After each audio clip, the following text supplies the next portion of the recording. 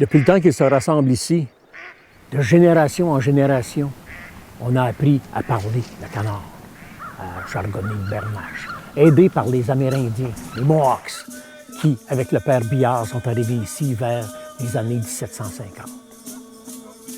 Tous ces volailles nous ont raconté pourquoi c'est si important de se rassembler ici au marais de Dundee. C'est que la migration approche.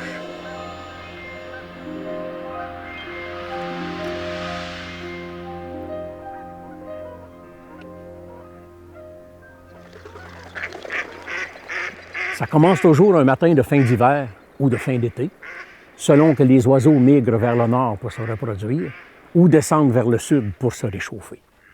À un moment donné, une bernache, une outarde comme on dit ici, lance le cri d'appel.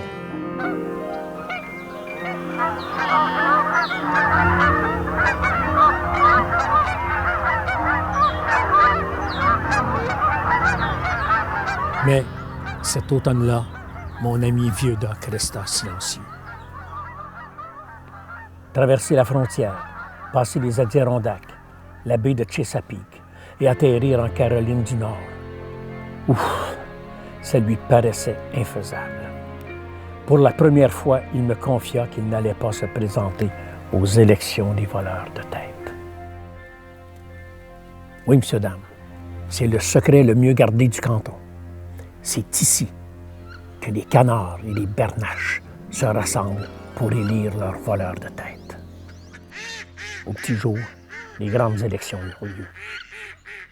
Chez les 5 à 6 000 canards, bronchus, colverts, les fuligules, les chippeaux, les sarcelles, les souchets, on décida comme chaque année de partir par petits clans, plus prudents. Chez les outardes, c'est Blanc-Bec qui fut élu premier voleur de tête, en compagnie de ses frères et cousins comme équipe de relais. Un grand mariage d'oiseaux prit son envol pour fêter l'heureux élu.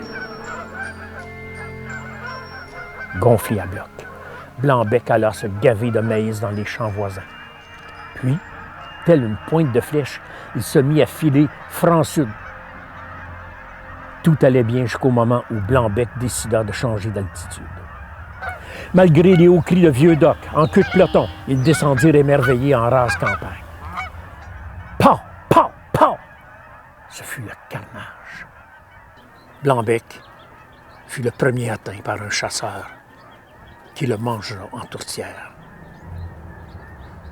Vieux Doc rassembla ses forces et cria si fort que tous le regardèrent monter. Avec empressement, son exemple fut suivi. Les survivants reformèrent le fameux brise-vent du Grand V.